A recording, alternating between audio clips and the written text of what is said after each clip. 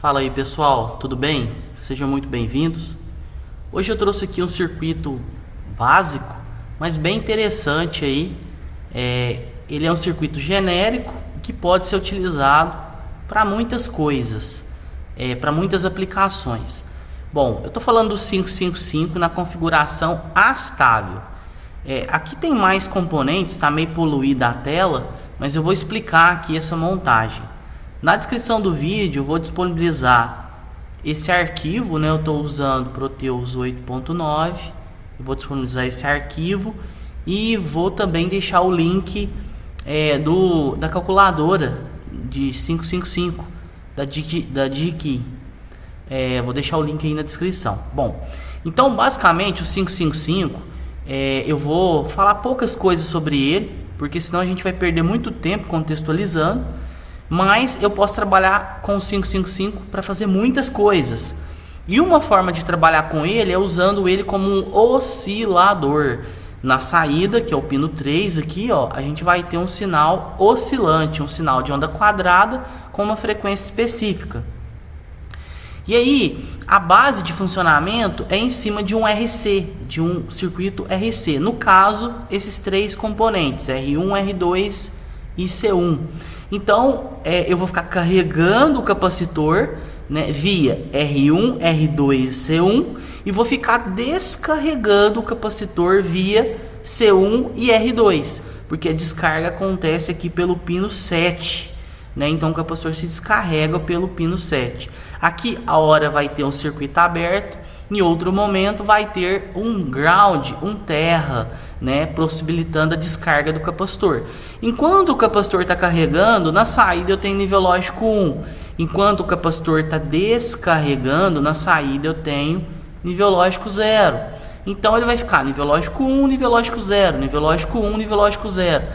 O nível lógico 1 e o nível lógico 0 vão depender dos valores do valor de alimentação. Então se eu estou alimentando com 12, eu tinha até alterado aqui para 5 para fazer um teste, vou voltar aqui para 12. Se eu estou trabalhando com 12, a saída em nível lógico 1 vai ser 12 e a saída em nível lógico 0 vai ser 0, um valor próximo de 0. Eu vou voltar aqui, eu tinha colocado as bobinas dos relés aqui eletromecânicos com 5 volts, que eu tinha mudado a alimentação. Eu vou voltar aqui para 12 volts. Veja bem, esse circuito então, ele simplesmente gera um sinal de onda quadrada aqui na saída, no pino 3. Esse sinal de onda quadrada tem uma frequência definida, isto é, ele fica um tempo em nível lógico 0, que é 0 volts, e ele fica um tempo em nível lógico 1, que seria 12 volts.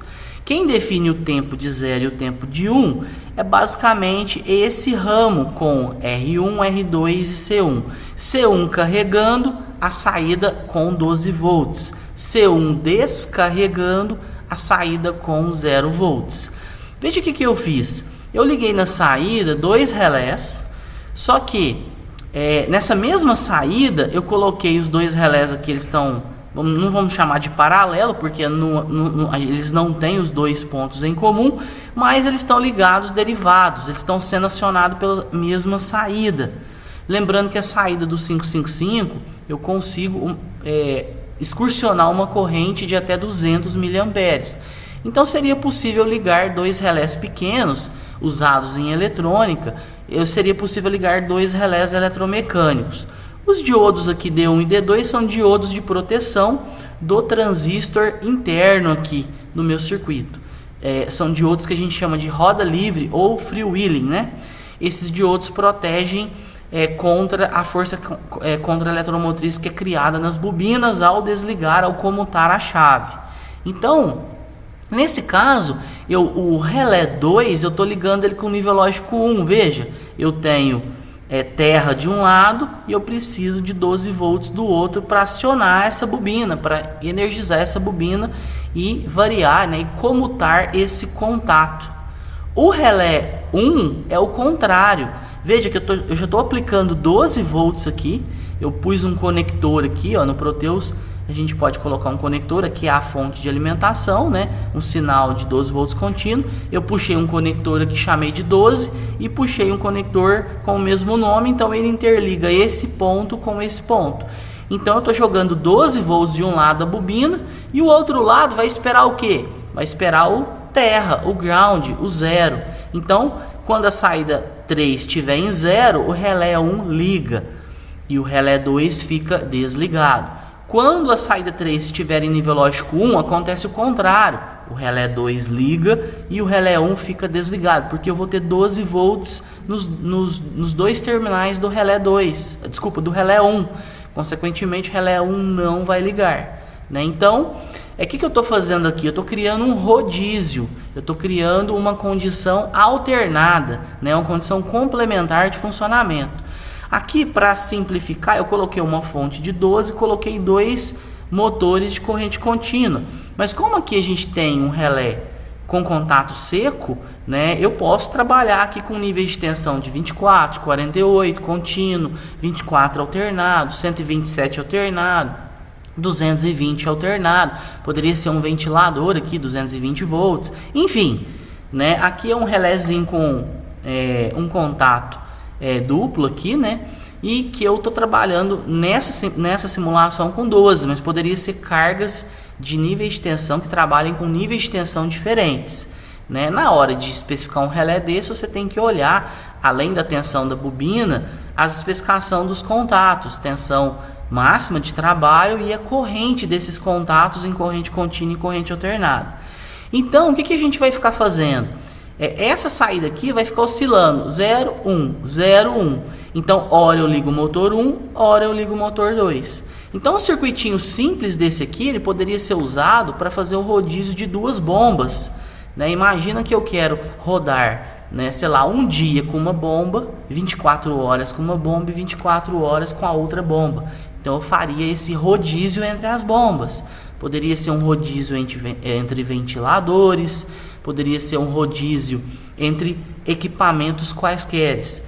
Porém, poderia ser também o sentido de rotação de uma esteira. Roda a esteira para um lado durante um tempo, depois roda a esteira para o outro lado durante outro tempo. Então, a aplicação aqui ela é vasta, né? Isso vai depender aí da necessidade. Aqui é simplesmente um exemplo, que eu tenho o sinal, então, a frequência, normalmente, ela pode ser frequências mais altas e pode ser frequências mais baixas. Lembrando que com frequências baixas a gente tem tempos grandes. Normalmente para aplicações aí em equipamentos e motores a gente vai trabalhar com frequências baixas, isto é, tempos maiores. Eu poderia fazer um sinalizador de estacionamento, ligando e desligando duas lâmpadas de forma complementar, né? Poderia ser uma sirene, que hora ela liga, hora ela desliga para causar um efeito sonoro, enfim, poderia ser muitas coisas. Aqui eu coloquei dois temporizadores. Se você vier aqui no Proteus, eu estou usando Proteus 8.9, se você vier aqui em instrumentos, você vai achar esse componente Counter Timer. Se você der dois cliques nele, né, eu configurei ele como timer, tá vendo? Ele é habilitado com nível lógico alto. E aqui, nesse caso, ele vai resetar quando houver borda de descida, né? Então, quando tiver de 1 para 0, ele zera. E esse de baixo aqui é o contrário, ele vai resetar quando tiver borda de subida, de 0 para 1. E ele também é configurado como timer, com contador de segundos e habilitado com nível lógico alto. Então, dessa forma, eu consigo visualizar aqui o tempo que cada um dos relés, ou consequentemente cada um dos motores, vai ficar ligado. O motor 1, ele vai ser ligado quando a saída estiver em 0. O motor 2 vai ser ligado quando a saída estiver em 1. Eu coloquei um texto aqui para facilitar. O 555 nessa configuração, ele é regido por essas duas equações. A equação de carga do capacitor, a equação de carga do capacitor, que seria o tempo que liga o motor 2, e a equação de descarga do capacitor C1, né, que seria o tempo que liga o motor 1. Veja que para ligar, isto é, para ligar o motor 1, que é na carga, a corrente vai passar por R1, por R2 e pelo capacitor. Para desligar, né, que seria o motor 2, para ligar o motor 2, isto é, na descarga do capacitor C1, a gente tem apenas o resistor R2 envolvido. Em outras palavras, para ligar o motor 1, a gente tem apenas o R2 envolvido no processo, E para ligar o motor 2, que seria a carga, eu tenho o R1 e o R2. Aí o que eu fiz aqui? Para a gente ter tempos de acionar o motor muito próximos ou quase iguais dos tempos para acionar o outro motor, eu coloco um resistor muito maior que o outro. Então eu coloquei o R2, que ela é comum à carga e descarga, com 100K, e eu coloquei o R1 com 100R, 100 ohms. É um valor só para, basicamente, eu não colocar um curto aqui, né? Então eu não posso colocar um curto, porque na descarga eu fecho um curto, né? Então eu coloco um valor de resistência baixa. Dessa forma, 100 mil e 100 mil,1 vai ser praticamente a mesma coisa. Então o tempo de carga vai ser quase o tempo de descarga, né? Lembrando, 100 mil é o valor da resistência da descarga, e 100 mil,1 100 mil e 100, né, que seria 100K, 100,1K, nós temos aí praticamente a mesma coisa. Está dando uma diferença de 100 ohms. O que é 100 ohms para 100 mil? Não é quase nada, né? Então a relação aqui é de 1000 vezes, de 100K para 100 ohms. Bom, dessa forma eu coloquei também uma porta inversora. Por quê? Porque o temporizador de cima ele tem que habilitar com o nível lógico 0. Eu poderia também ter tirado ele aqui, ó, para até ficar mais fácil, e habilitar ele aqui com o nível lógico 0. Fica até mais fácil, aí eu elimino a porta. Eu tinha configurado os dois para habilitar com o nível lógico 1. Então eu reconfigurei aqui, ó, o de cima para habilitar com o nível lógico 0. As equações, elas não estão muito precisas, porque vem um 3 aqui depois, né? Na verdade é 0,693 vezes R2 vezes C1. Isso define o tempo, normalmente chamado de T-off, que é o tempo de descarga do capacitor C1. Então é o tempo que o sinal de saída vai ficar em 0. E para calcular o tempo que o sinal de saída vai ficar em nível lógico 1, nós temos 0,693, aqui eu simplifiquei, né, vezes R1 mais R2, a soma dos dois, vezes C1. Certo? Então dessa forma, né, a gente pode simular. Eu vou colocar aqui para simular, nessa setinha aqui embaixo. Veja que eu já liguei com o motor 1 ligado, né? Isto é, a saída, o pino 3 aqui, está em nível lógico 0. Então, nível lógico 0, liga o relé 1, liga o motor 1. Veja que ele vai contar um tempo, contou um tempo, 12 segundos, e aí o que ele fez? A saída do pino 3, do 555, foi para nível lógico 1, eu desliguei o relé 1 e liguei o relé 2. Né? Ligando o relé 2, liguei o motor 2. E aí eu contei um tempo de quanto? 6,93 segundos. E aí liguei o motor 1. Então ele vai ficar oscilando. Um tempo eu ligo o motor 1, outro tempo eu ligo o motor 2. Aqui eu coloquei tempos pequenos, mas esses tempos, ao configurar esse resistor R2 e o capacitor C1 para valores bem mais altos, eu vou conseguir tempos bem maiores. Eu posso configurar 1 hora, 2 horas, 24 horas, configurando valores de RC bem maiores. Aqui ficou valores menores. Vale reforçar, aqui no Proteus está acontecendo eu vou chamar de bug, né? Por quê? Porque esses tempos eles deveriam ser quase os mesmos. Está dando uma diferença de 100 ohms apenas, né? Se você fizer aí na calculadora 0,69 vezes 100K vezes 100 micro, você vai encontrar um tempo de 6,93 segundos. Se você fizer aí 0,69 vezes 100,1 kΩ vezes 100 micro, você vai encontrar praticamente o mesmo tempo, 6,93 segundos. Então os dois temporizadores, o temporizador de cima e o temporizador de baixo, deveria estar indicando 6,93. Só que o de cima, por algum motivo de simulação, ele está chegando a 7,7. Eu não sei se aqui na simulação, aqui no pino de descarga, ele está criando uma resistência e está demorando mais do que é definido pela equação para descarregar o capacitor, né, de 2/3 a 1/3 de VCC, porque o capacitor ele fica carregando de 2/3, de 1/3 a 2/3, e aí ele descarrega de 2/3 a 1/3 de VCC, né? Então ele fica carregando aqui de 3 volts, de 4 volts a 8 volts e fica descarregando de 8 a 4. Então ele fica fazendo essa manobra aí de carga e descarga. Carregando, o motor 2 está ligado. Descarregando, o motor 1 vai estar ligado. Então esse é o primeiro ponto que eu queria deixar em destaque, esse bug aí do Proteus. Mas se você montar isso na prática, considerando o valor de tolerância do capacitor e do resistor, você vai encontrar aí valores bem próximos dos descritos por essas duas equações que eu passei aqui, ok? O segundo ponto é um ponto que acontece na prática, é que ao ligar a simulação, eu vou desligar aqui, ó, eu vou ligar de novo. Veja que o tempo que o motor 1 vai ficar ligado, a primeira vez é um tempo maior, né? Então a primeira vez ele está totalizando um tempo maior. Na prática, o que vai acontecer? O capacitor vai estar desligado. Como o capacitor vai estar desligado, a saída vai para nível lógico 1, né? O capacitor vai começar a carregar. Só que como o capacitor está descarregado completamente, ele vai começar a carregar com nível lógico 0. Então ele vai carregar de 0 a 2/3 de VCC.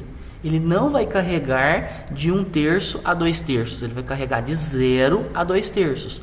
Isso vai acontecer apenas no primeiro ciclo, né? Então o tempo que eu vou temporizar vai ser um tempo maior. Por isso que aqui na simulação ele está dando um problema, porque ele deveria ter iniciado em nível lógico 1 e não em 0, né? Porque o capacitor em nível lógico 0 está descarregando. Então é como se o capacitor já tivesse carregado. E veja que, além disso, ó, ele parou em 12 segundos. Então esses 12 segundos seria o tempo total do capacitor carregar de 0 a 2/3 de VCC. Mas, né, depois desse primeiro ciclo, né, a gente tem aí tempos praticamente iguais, né? E que vão se repetir continuamente sem variação. E aí nesse caso aqui vai ser 6,93. Seria 7 segundos arredondando, né? 7 segundos o motor ligado, 7 segundos o motor desligado. Então aconteceria apenas no primeiro ciclo. Lembrando, né, gente, que isso aqui é uma proposta, né, de aplicação usando 555, mas que também esse problema do primeiro ciclo temporizar um tempo um pouco maior poderia ser resolvido aí de algumas formas. Lembrando que há limitações, né, de forma de dar a solução aqui com eletrônica analógica, mas existem formas de contornar esse detalhe. Bom, por fim, eu queria mostrar aqui no site da DigiKey. No site da DigiKey, se você buscar, eu vou deixar esse link na descrição, a gente tem uma calculadora, essa calculadora de 555. Então você seleciona aqui se você quer trabalhar no modo astável ou no modo estável. Então, para tirar a prova, né, que o Proteus está simulando incorretamente o tempo em nível lógico 0, eu vou colocar aqui no modo astável. Eu vou colocar aqui o valor de 100 ohms para o resistor R1, né? Então veja aqui esse resistor. Vou colocar para o resistor R2 100 kΩ, valor 1000 vezes maior, e o capacitor de 100 microfarads. Veja que ele já calculou. Aqui está em milissegundos, ó, vou colocar em segundos, O tempo em nível lógico 1 é 6,93 e o tempo em nível lógico 0, 6,93. Então a gente tem praticamente o mesmo tempo, né? Veja o tempo em 0 aqui no gráfico, né? Eu tenho 6,93 e o tempo em 1, 6,93. Deu essa dízima aqui um pouquinho maior no tempo em 1, justamente em função desse valor de 100 ohms a mais. Então a gente vai ter aí um sinal de onda quadrada, que esse tempo de 0 e tempo de 1 podem ser definidos pelo valor dos resistores externos. Aqui deu uma frequência bem baixa, né? 0,072. Essa frequência pode ser menor ainda, considerando tempos maiores. Bom, é isso, eu fico por aqui. Faça a simulação aí no seu computador, monte esse circuito, né, e analise aí o funcionamento do timer 555, esse componente aí tão versátil e útil para a eletrônica. Forte abraço aí, até o próximo vídeo.